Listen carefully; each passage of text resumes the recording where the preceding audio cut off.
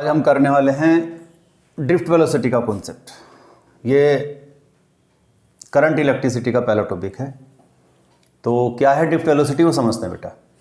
देखिए, किसी भी कंडक्टर में जो फ्री इलेक्ट्रॉन्स होते हैं बच्चों, वो फ्री इलेक्ट्रॉन्स इधर उधर मूव करते रहते हैं, लेकिन कोई भी फ्री इलेक्ट्रॉन्स कंडक्टर को छोड़ के बाहर नहीं निकलता।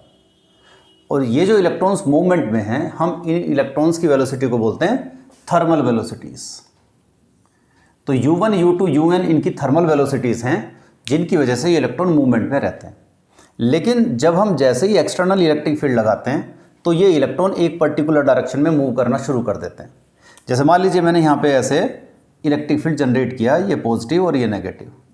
तो जो भी इलेक्ट्रॉन इधर जा रहा होगा, अब वो इधर नहीं जाएगा, उस पर फोर्स लगेगा इस तरफ, तो क्या होगा, ये इलेक्ट्रॉन इधर जाने की बजाय इस तरफ तो नहीं जा पाएगा, लेकिन इधर जाएगा। फिर ऐसे ही जब यहाँ पे टकराएगा, टकराने के बाद इधर आएगा, यहाँ से फिर इधर, ऐसे टकराते टकराते इधर चलेगा। तो ऐसा नहीं है कि यहाँ पे फ्री पाथ पड़ा हुआ है, खाली जगह है, इलेक्ट्रॉन मूव करता हुआ यहाँ पे आ गया। तो ये ड्रिफ्ट करता हुआ, मतलब खिसकता हुआ इस तरफ चलता है। तो ये जो इलेक्ट्रॉन के मूव करना है, किसकी वजह से? इलेक्ट्रिक फील्ड लगाने की वजह से। तो इलेक्ट्रिक फील्ड की वजह से जो एवरेज वेलोसिटी होती है इलेक्ट्रॉन की, हम उसी को ड्रिफ्ट वेलोसिटी कहते हैं। डराइव कैसे करना है इसको समझते हैं। शुरू में जब हमने इलेक्ट्रिक फील्ड नहीं लगाया बेटा, तो हर एक इलेक्ट्रॉन की थर्मल वेलोसिटी है U1, U2 up to UN, क्योंकि हमने n नंबर ऑफ इलेक्ट्रॉन्स मान लिए हैं। तो इन सब का अगर एवरेज निकालेंगे तो जीरो आएगा, क्योंकि सभी इलेक्ट्रॉन्स अंदर ही हैं, वो निकल के बाहर नहीं जा रहे हैं। तो हमने सबके एवरेज क्या कर दिया? जीरो।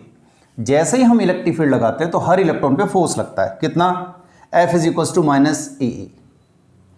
तो इस फोर्स की वजह से क्या होता है बच्चे, ये फोर्स लगेगा इलेक्ट्रिक फील्ड के अपोजिट डायरेक्शन में। इस फोर्स की वजह से इलेक्ट्रॉन एक्सेलरेट करेगा, तो ये फोर्स = m में, न्यूटन सेकंड लॉ से। तो हमने देख लिया कि यहाँ पे एक्सेलरेशन इतना आएगा। ये इलेक्ट्रॉन का चार्ज है, ये इलेक्ट्रॉन का मास है, और ये इलेक्ट्रिक फील्ड है।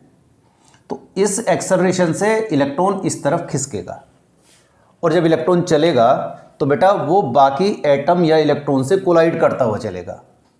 तो कुछ टाइम बाद में, मतलब एक्सेलरेट करने के बाद, उनकी वेलोसिटीज हो जाएगी। पहले इलेक्ट्रॉन की velocity v1 which is given by U1 + AT1। T1 क्या है?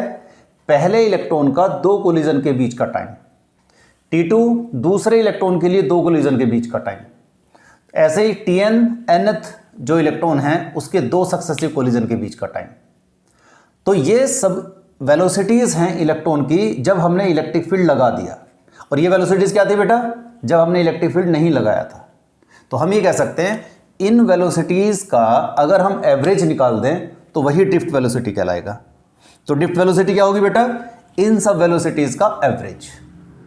तो जब हम एवरेज निकालते हैं, आप इसको मैनिपुलेट करोगे, ये वाली टर्म फर्स्ट इक्वेशन से जीरो हो जाएगी, और ये जो टर्म है सभी इलेक्ट्रॉन्स के सक्सेसिव कोलिजन्स के बीच के टाइम का एवरेज निकाल दें तो इसको बोलते हैं हम टॉ। टॉ मतलब रिलैक्सेशन टाइम। तो बचेगा एक्सेलरेशन इनटू टॉ, और एक्सेलरेशन आप यहां से पुट कर दो तो एक्सेलरेशन ड्रिफ्ट वेलोसिटी का फॉर्मूला इस फॉर्म में आ गया। ये नेगेटिव साइंस होगा बेटा कि ड्रिफ्ट वेलोसिटी और इलेक्ट्रिक फील्ड दोनों एक दूसरे के अपोजिट डायरेक्शन में होंगे। कई बार हम इसको ड्रिफ्ट वेलोसिटी के कॉन्सेप्ट को टेम्परेचर के साथ लिंक करके पूछ लेता है कॉन्सेप्चुअल क्वेश्चन में। मान लीजिए कि टेम्परेचर बढ़ गया, तो टेम्परेचर बढ़ने से क्या होता है बेटा? इलेक्ट्रॉन्स की काइनेटिक एनर्जी बढ़ जाएगी, और जब इलेक्ट्रॉन्स की काइनेटिक एनर्जी बढ़ेगी, जब तेजी से मूव करेंगे तो इलेक्ट्रॉन्स के कोलिजन्स ज़्यादा होंगे, और जब कोलाइड ज़्यादा करेंगे तो आप ये समझिए कि उनके दो सक्सेसिव कोलिजन के बीच का जो रिलैक्सेशन टाइम है, कोलिजन के बीच का टाइम है, वो डिक्रीज करेगा, और जब टो डिक्रीज करेगा तो ड्रिफ्ट वेलोसिटी भी कम हो जाएगी। तो हम डायरेक्टली ये कह सकते हैं कि टेम्परेचर के बढ़ जाने से drift velocity of electron decrease कर जाता है।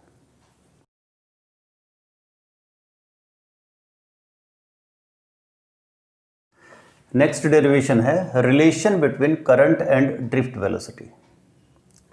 तो करंट और ड्रिफ्ट वेलोसिटी के बीच का रिलेशन फाइंड आउट करने के लिए बेटा एक कंडक्टर कंसीडर करेंगे जिसकी लेंथ है L और एरिया ऑफ क्रॉस सेक्शन है A।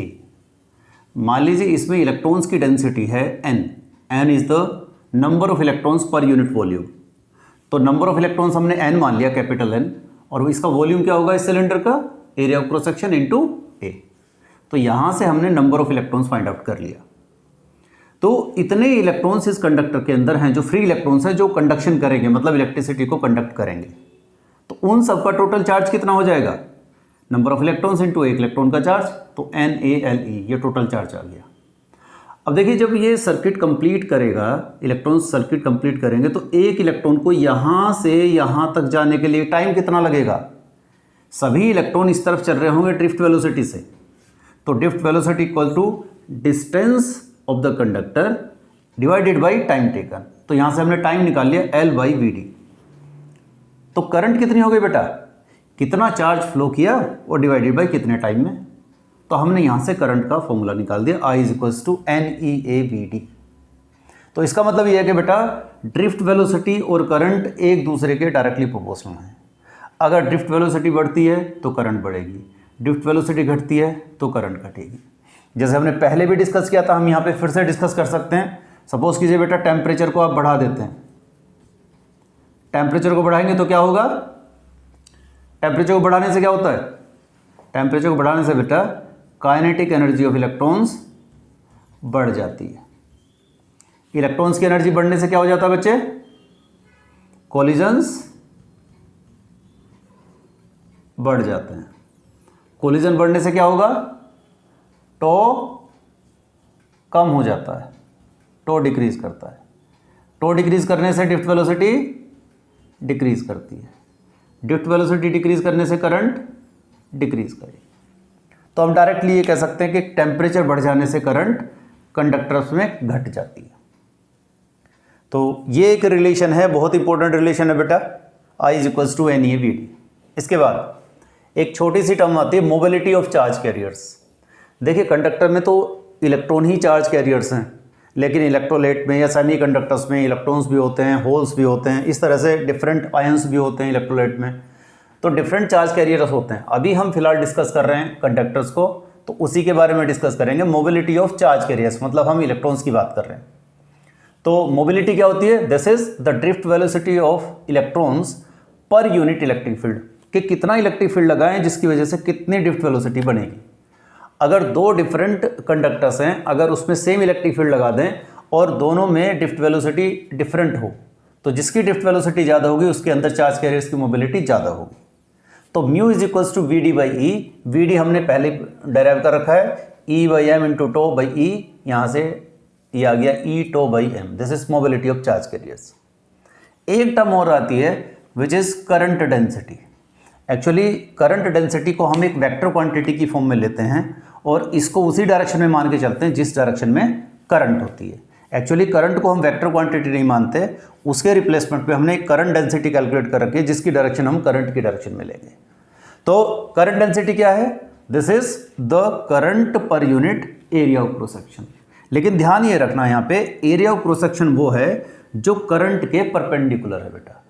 इसलिए डेफिनेशन में जब आएगा current flowing per unit area of cross section taken perpendicular to the current, तो I/A यहाँ से हमने ड्रिफ्ट वेलोसिटी, ये करंट डेंसिटी का फॉर्मूला निकाल दिया NeVd। और अगर इसको वेक्टर फॉर्म में लिखेंगे तो J = NeVd आ गया। अब जो ड्रिफ्ट वेलोसिटी है बेटा ये अपोजिट होती है इलेक्ट्रिक फील्ड के, ये तो आप जानते ही हैं, है ना, ड्रिफ्ट वेलोसिटी इलेक्ट्रिक फील्ड के अपोजिट होती है। मतलब हम ये कह सकते हैं कि करंट डेंसिटी भी उसी डायरेक्शन में जिस डायरेक्शन में करंट है, और करंट किस डायरेक्शन में, जिस डायरेक्शन में इलेक्ट्रिक फील्ड है। तो हम सीधा सा बोल सकते हैं current density has same direction as the electric field.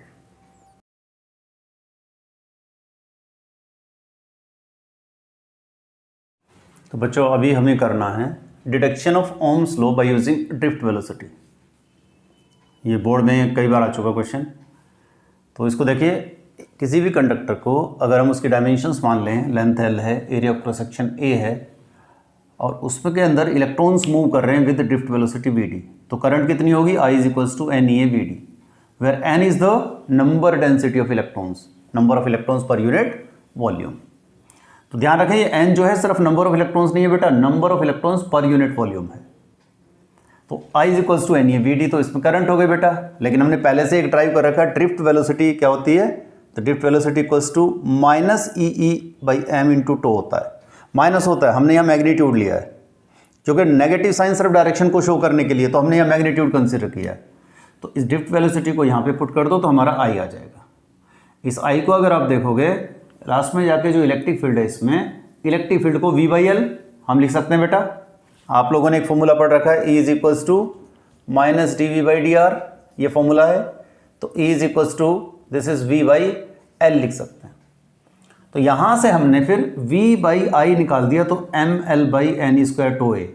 अगर बेटा कंडक्टर सेम है, उसकी लेंथ और एरिया सब सेम रहे, फिजिकल कंडीशन सेम रहे, तो ये पूरी टर्म क्या हो गई, कांस्टेंट।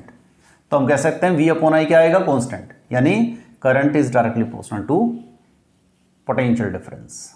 तो this is the Ohm's law. तो प्रूफ जब हमें करना होगा तो हमें यहाँ तक प्रूफ करके दिखाना है। अब देखो इसमें एक थोड़ा सा कॉन्सेप्ट समझ लेते हैं। जो रेजिस्टेंस है, तो ये पूरी टर्म जो थी, मतलब ये राइट हैंड साइड की जो टर्म है, ये पूरी रेजिस्टेंस हो गई। तो resistance equals to mL/n² tau A. इसमें से L और A को हटा के बाकी जितनी टर्म्स हैं, हम फॉर्मूला पढ़ते हैं R इक्वल्स टू ρL/A होता है। मतलब ये पूरी टर्म क्या बन गई, दिस इज रजिस्टिविटी।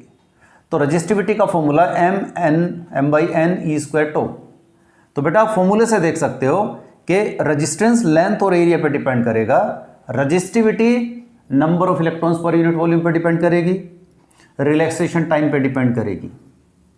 बात समझ में आ रही है? मतलब रजिस्टिविटी नेचर ऑफ मटेरियल पे डिपेंड कर रही है, रेजिस्टेंस डायमेंशंस पे भी डिपेंड करता है, लेंथ पे और एरिया पे भी डिपेंड करता है, जबकि रजिस्टिविटी डिपेंड नहीं करती।